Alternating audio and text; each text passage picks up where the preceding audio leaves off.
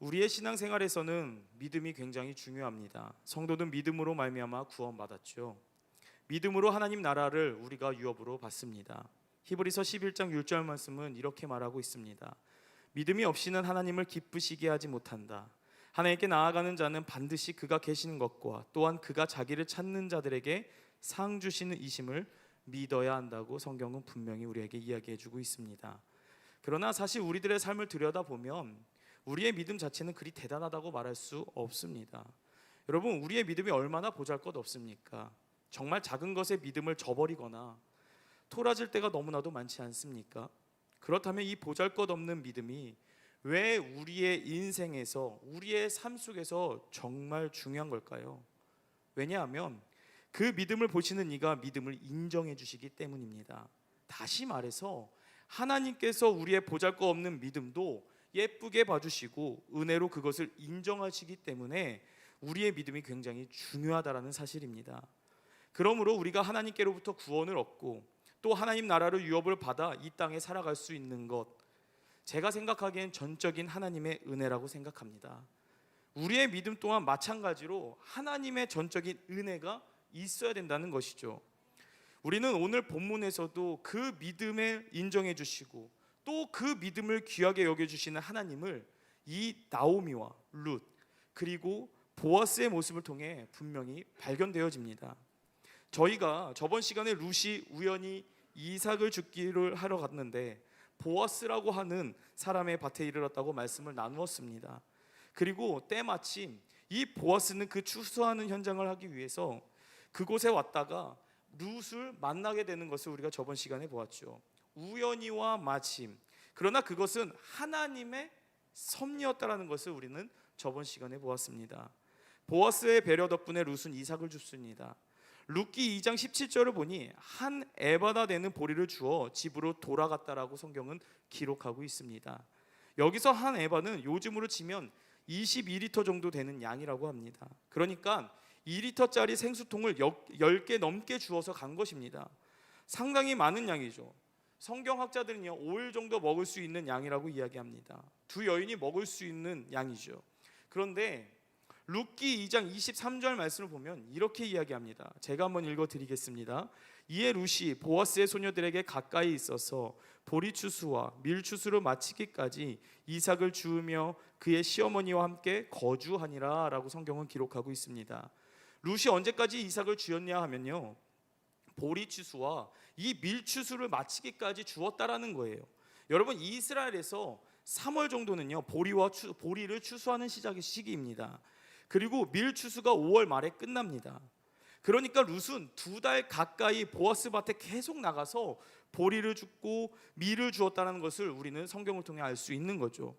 보아스가 배려해 주었고 또 이 룻의 성실함이 충분히 먹을 양을 확보하게 됩니다. 이렇게 자신을 위해 열정적인 룻의 모습을 본 나오미의 입장에서는요 이 룻이라고 하는 며느리 얼마나 복덩이게 있습니까? 시어머니를 긍휼히 여기고 사랑하는 그 마음 얼마나 귀합니까? 그리고 시어머니의 끼니를 챙겨드리기 위해 가장 천하다고 하는 그 이삭 죽기를 기꺼이 자원하여 나가는 그 마음 뿐만 아니라 정말 나가서는 얼마나 열심히 일을 합니까? 나오미의 입장에서는 이 룻은요 한마디로 표현하자면 복덩이입니다. 이 복덩이 절대 놓쳐서는 안 되니까 나오미는요 룻을 평생 자기 옆에 끼고 들고 살고 싶었을 거예요. 그런데 오늘 본문 3장 1절 말씀을 보면은요 나오미가 다소 이해할 수 없는 결단을 내립니다. 1절 말씀 다 같이 한번 보시겠습니다. 1절 우리 다 같이 읽으시겠습니다. 룻의 시어머니 나오미가 그에게 이르되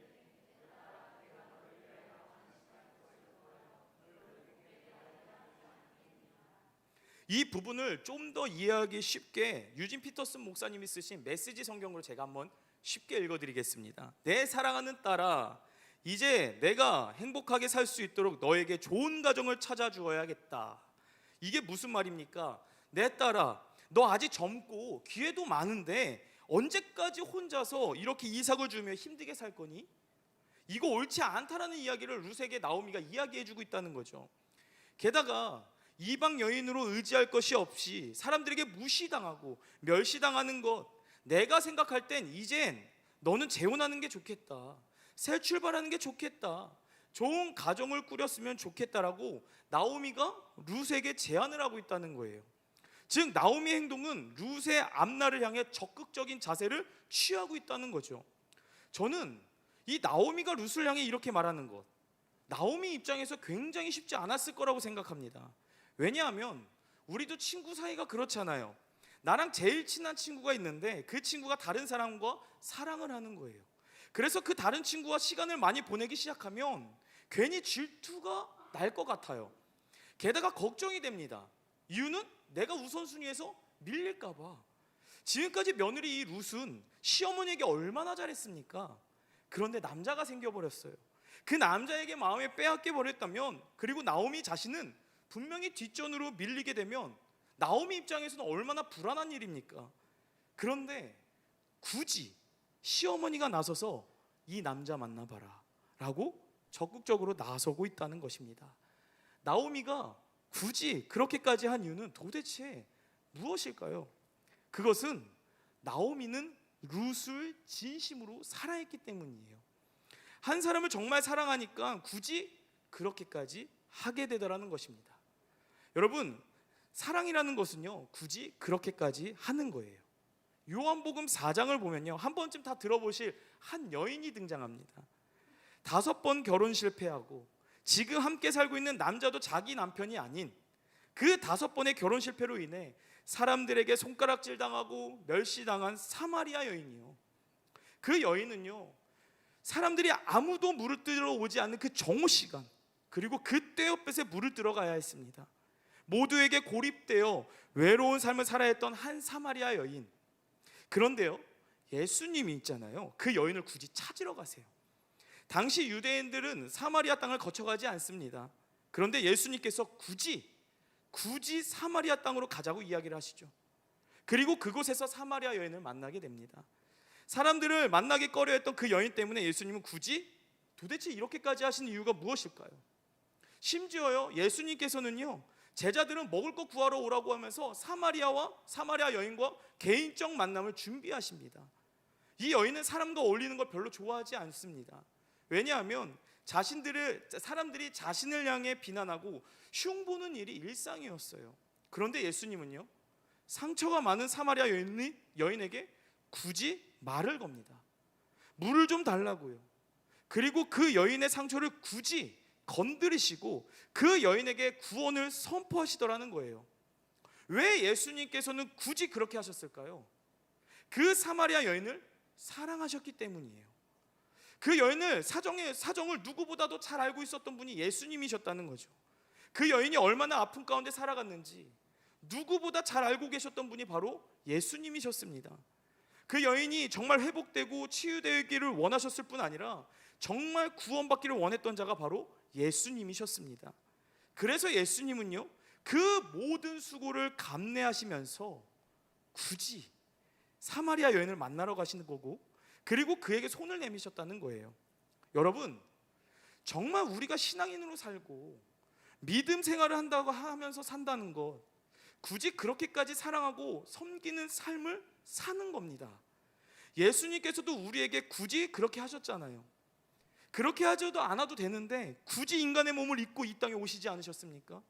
또한 굳이 그렇게까지 하지 않으셔도 되는데 제자들을 뽑으셔서 그들을 교육시키시고 훈련시키면서 본인 스스로가 속상함과 아픔을 다 감내하셨습니다. 그리고 굳이 십자가의 고통을 통하여 우리를 구원하셨다라는 사실입니다. 오늘 나오미를 한번 보시길 바랍니다. 3장에서의 나오미의 모습은요, 야, 너가 이제 새롭게 출발하면 좋겠다, 재혼하면 좋겠어 라고 룻에게 이야기를 합니다. 그리고 나오미는 그 마음을 몸소 룻에게 보여주고 있습니다. 오늘 본문 2절 말씀을 보시길 바랍니다. 2절 말씀 제가 한번 읽어드리겠습니다. 내가 함께하던 하녀들을 둔 보아스는 우리의 친족이 아니냐. 보라, 그가 오늘 밤에 타작마당에서 보리를 까불리라. 보아스 보리밭에서 타작, 그러니까 탈곡을 하게 될 거라는 거예요. 근데 그 작업이 밤 늦게까지 될 거여서 보아스는 집으로 돌아가지 않고 타작마당에 잠을 잘 거라는 거죠. 그러면서 오늘 본문 3절에서 4절은 나오미가 룻에게 이렇게 말하는 거예요. 오늘 본문 3절은 제가 여러분들이 4절을 읽으시겠습니다. 그런즉 너는 목욕하고 기름을 바르고 의복을 입고 타작마당에 내려가서 그 사람이 먹고 마시기를 다하기까지는 그에게 보이지 말고.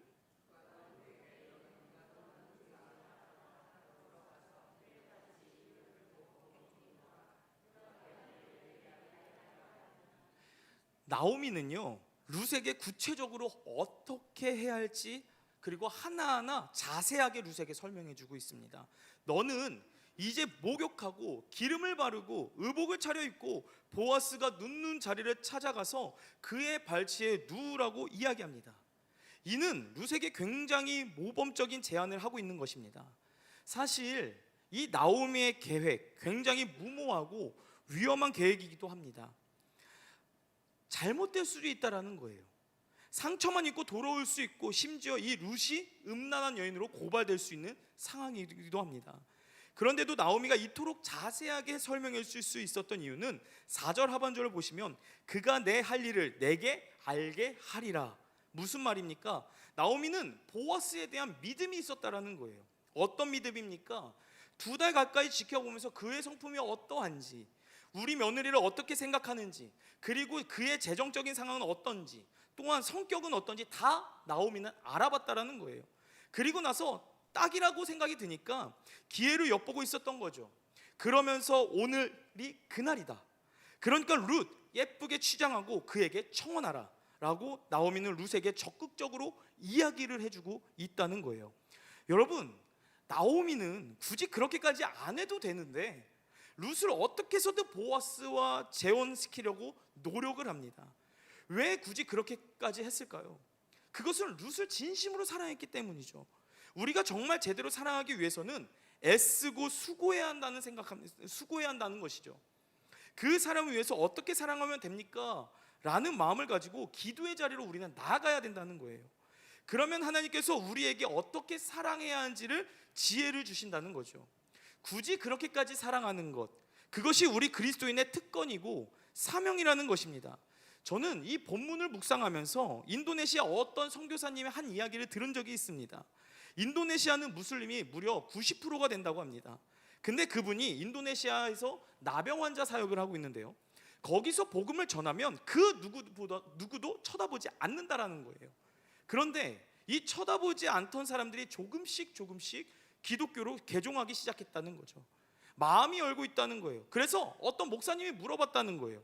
어떤 행사를 하기에, 도대체 어떤 프로그램을 하길래 이 무슬림 집단들이 어떻게 기독교로 개종하냐고. 그때 선교사님이 하신 말씀이 이렇습니다. 아무것도 하지 않는다는 거예요. 교회에서 선교 활동을 하면서 어떤 행사나 프로그램을 하지 않는다라는 거예요. 단지 하는 것 딱 하나가 있다라고 합니다. 하루 종일 나병 환자를 찾아가서 손잡아줬다고 합니다.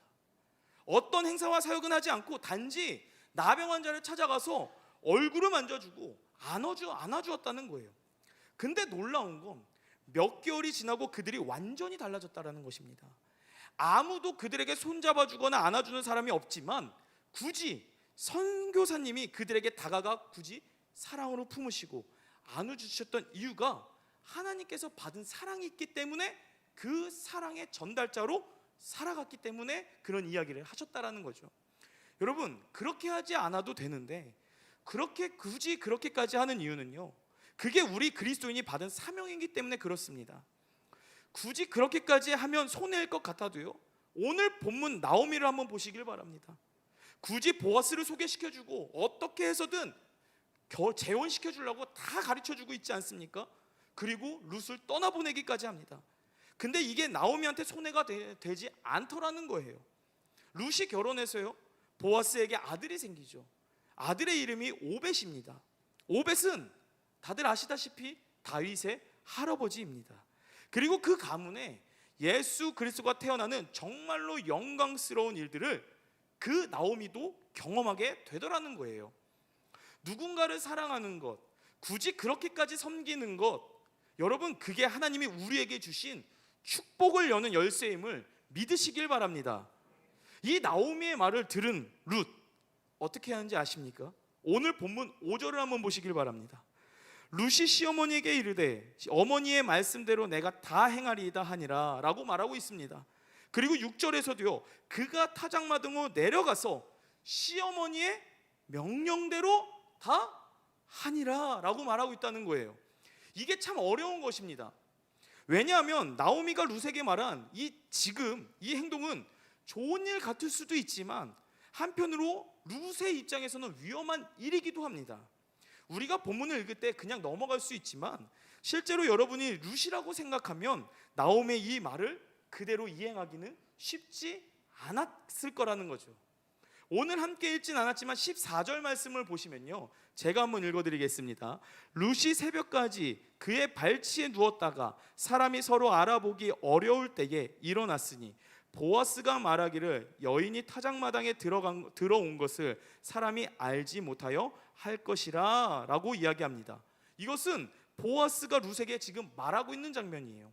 이 말은 결국 룻이 그 밤에 타작마당으로 들어간 것, 보아스 곁에서 자고 있었던 것은 사실상 잘못된 일, 어떤 면에서는 좋지 못한 행동이었다라는 것입니다.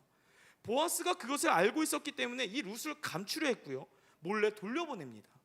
룻도 이것을 알고 있기 때문에 오늘 읽은 7절 말씀을 보면 7절의 표현대로 말하자면 가만히 들어갔고, 나오미가 이것을 알았기 때문에 잠들 때 몰래 들어가라고 말하고 있는 장면이죠. 여러분들이 이 상황 속에서 이방 연인이었던 룻이었다면 5절과 6절처럼 시어머니의 말씀에 그대로 순종할 수 있겠냐라는 거예요. 근데 이 문제가 우리들의 실제적인 삶 속에서도 동일하게 나타나고 있다는 것입니다. 하나님께서요, 어떤 사람을 사용하고자 하실 때 그 사람 속에 무엇을 보시냐면요, 바로 순종하고자 하는 그 마음을 보고 계신다라는 거예요. 왜 이것을 말씀드리냐면요, 우리가 순종할 때 그것을 기독교가 가지고 있는 어떤 가치, 덕목 그 중에 하나라고 생각하기 쉽다라는 거죠. 그러나 여러분, 순종은 어떤 윤리나 덕목이 절대 아닙니다. 오히려 순종은요, 하나님께서 하나님의 사람으로 사용하시기 위한 척도라는 거예요. 이 순종에는 두 가지 측면이 있습니다. 첫 번째, 순종이라는 단어 자체에는요, 경청이라는 말이 담겨져 있어요. 순종은 일단 듣는 거예요. 하나님께 집중하는 거죠. 하나님께 나의 영적인 주파수를 맞추는 겁니다. 학교에서 공부 잘하는 사람들의 특징을 보면요, 학생들을 보면요, 어떠합니까? 선생님의 강의를 하실 때 선생님께 집중하잖아요. 선생님의 말씀을 하나도 놓치지 않기 위해서 집중한다라는 거죠. 이 자세를 말하는 것입니다. 하나도 놓치지 않겠다는 이 진념을 가지고 자세와 태도로 나타내는 것입니다. 즉, 듣고자 하는 마음이 있냐라는 거예요. 이 경청의 자세는 적극적인 액션, 행동이 되었을 때 우리는 그것을 또 다른 말로 충성이라고 합니다. 이 충성이라는 단어의 의미 속에서는요, 신실하다, 신뢰할 만하다라는 뜻을 가지고 있습니다. 그러니까 오늘 본문의 룻은 나오미의 말에 순종, 즉 충성했다라는 거예요. 그 모습을 오늘 본문 9절에서 보여주고 있습니다. 9절, 우리 오늘 본문 9절 말씀을 다 같이서 한번 읽으시겠습니다. 이르되 내가 누구냐 하니 대답하되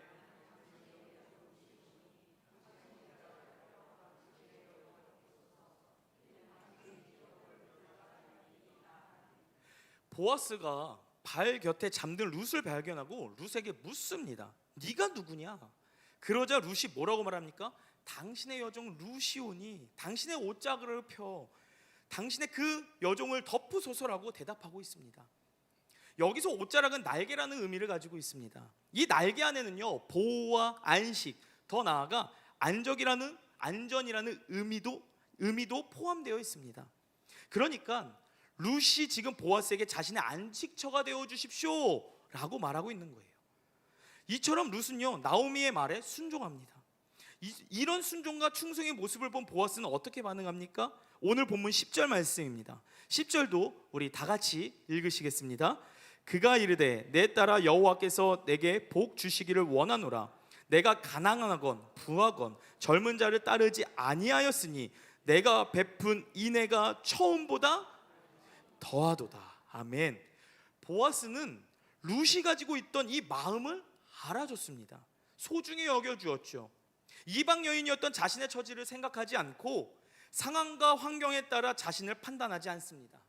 시어머니 나오미의 말에 전적으로 순종하고자 하는 그 룻의 마음을 보아스가 발견하게 되었다는 거예요. 그리고 하나님께서 이 룻의 충성된 마음을 어떻게 사용하시는지 아십니까? 그 본문이 바로 11절에서 13절에 나타나고 있는데, 11절은 제가, 12절은 여러분이, 13절은 다 같이서 읽으시겠습니다.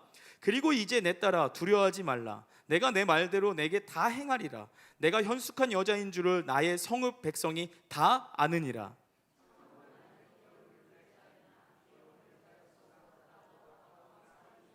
함께 읽으시겠습니다. 이 밤에 여기서 머무르라. 아침에 그가 기업 물을 자의 책임을 내게 이행하려 하면 좋으니 그가 기업 물을 자의 책임을 행할 것이니라.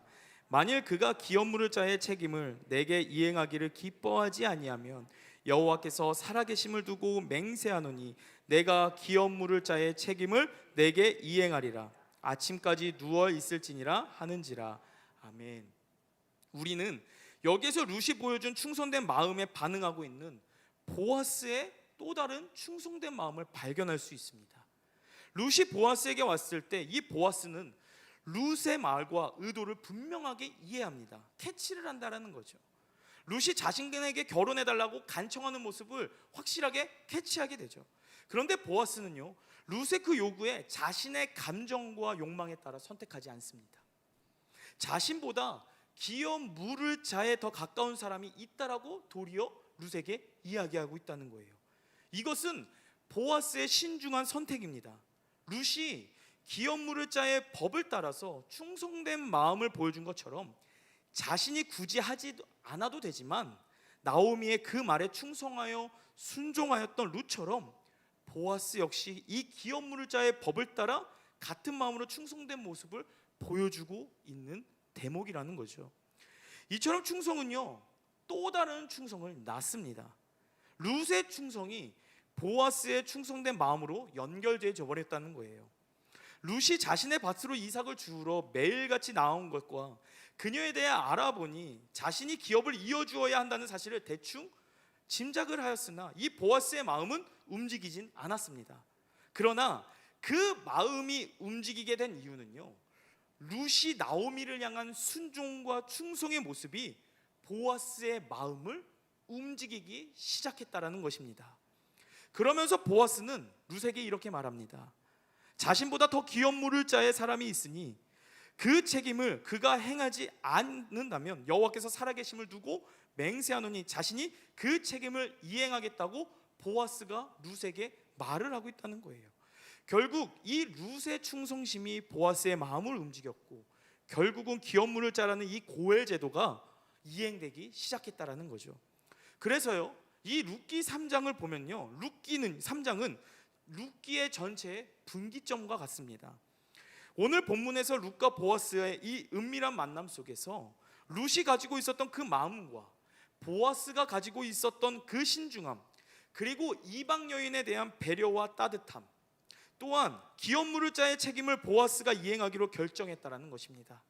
그리고 그 율법에 충성했다는 이 사실을 통해 하나님은 충성된 마음을 통해서 다윗을 준비시키셨고, 더 나아가 서두에 말씀드렸다시피 예수 그리스도까지 계보를 이어가셨다라는 사실입니다. 하나님께서 계획하고 계신 이 어마어마한 그림 안에 우리는 오늘 말씀을 통하여서 하나님께서 어떻게 일하시는지를 발견하게 됩니다. 우리의 인생 또한 마찬가지이지 않습니까? 하나님께서 그리고 계신 큰 그림 안에, 하나님의 계획 안에 우리 또한 움직이고 있다는 사실을 실제적으로 우리들의 삶 속에서 발견해야 된다는 거예요. 그것을 발견하기 위해서는 오늘 본문의 이 나오미의 사랑과 룻의 충성된 마음을 우리는 잃지 말아야 한다는 것입니다. 그리고 그 충성된 자들이 또 다른 사람들에게 동일한 마음을 불러일으키고 함께 하나님 나라와 교회를 세워가고 지어져 간다는 사실을 꼭 기억하시길 바랍니다. 말씀을 맺겠습니다. 오늘 우리는 룻기 3장을 통해 나오미의 따뜻한 사랑과 룻의 순종과 보아스의 충성심을 보았습니다. 이들의 사랑과 순종, 충성의 삶을 통해 하나님께서는요, 그들의 인생을 책임지시고 그들의 삶을 인도하심을 또한 우리는 보게 된다라는 거예요. 오늘날 우리에게 필요한 것은 이와 마찬가지이지 않을까 저는 생각합니다. 하나님께 받은 사랑을 통해 또 다른 누군가에게 따뜻한 사랑을 전하는 마음, 또한 하나님의 말씀에 대한 불신이 아니라 그 말씀을 내 말씀으로 받아들이고 순종하는 그 마음이 지금 이 시대에 우리에게 정말로 필요하다라고 저는 생각합니다. 사랑과 순종과 충성이 회복되면은요, 내가 거하는 가정뿐만 아니라 교회 공동체 가운데 하나님 나라가 회복되어질 거라고 저는 믿습니다. 하나님께 받은 사랑을 가지고 또 다른 누군가를 살리는 여러분들이 되기를 주님의 이름으로 축복드립니다. 또한 루처럼 시어머니 말에, 그리고 시어머니 말씀에 토다는 것이 아니라 전적으로 우리가 하나님 말씀에 순종하고 충성하면 하나님께서 우리 가운데에 일하심을 우리는 보게 된다라는 것입니다. 그랬을 때 정말 하나님께서 내 인생을 어떻게 책임지시는지, 그랬을 때 하나님께서 나를 어떻게 인도하시는지를 보게 된다라는 거예요. 우리들의 삶 속에서 하나님께서는 무한한 사랑과 은혜를 채워주셨습니다. 그 사랑과 은혜를 가지고 우리가 이 땅에서 살 때에 그 사랑을 전하는 축복의 통로자가 되기를 축복드립니다.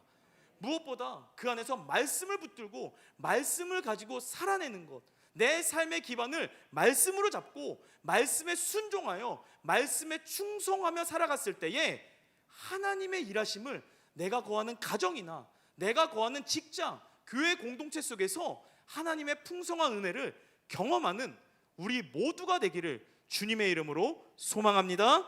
아멘.